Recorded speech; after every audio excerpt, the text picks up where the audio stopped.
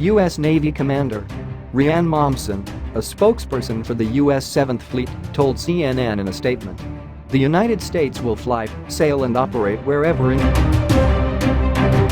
the guided missile destroyer USS Wayne E. Meyer sailed within 12 nautical miles of Fiery Cross and Mischief Reef in order to challenge excessive maritime claims and preserve access to the waterways as governed by international. U.S. Navy Commander Reann Mommsen, a spokesperson for the U.S. 7th Fleet, told CNN in a statement. The United States will fly, sail and operate wherever international law allows, she said, adding that freedom of navigation operations are not about any one country, nor are they about making political statements. The U.S. has long accused China of installing military facilities on man-made islands at Fiery Cross and Mischief Reef. A U.S. defense official told CNN that a Chinese military vessel followed the U.S. warship during the operation, adding that all interactions were safe and professional. U.S. Navy freedom of navigation operations in the South China Sea occur regularly. In late May, 2 U.S. warships performed an operation near a Chinese-controlled island in the Paracels Group in the northern part of the South China Sea.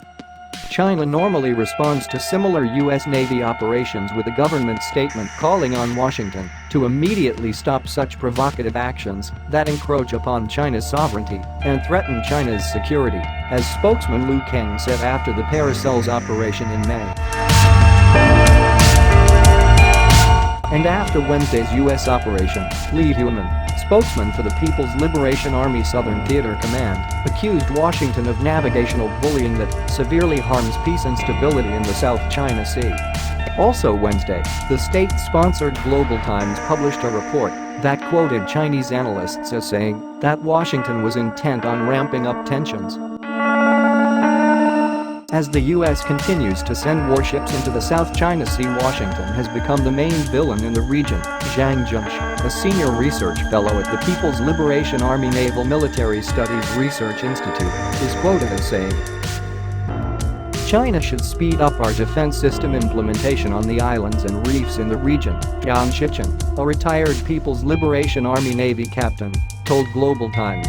The Global Times report followed strong language by Washington earlier in the week on Chinese actions in the South China Sea. On Monday, the Pentagon issued a statement saying it is greatly concerned by China's continued efforts to violate the rules-based international order throughout the Indo-Pacific, saying that China had resumed its coercive interference in Vietnam's long-standing oil and gas activities in the South China Sea. China will not win the trust of its neighbors, nor the respect of the international community, by maintaining its bullying tactics, the statement added.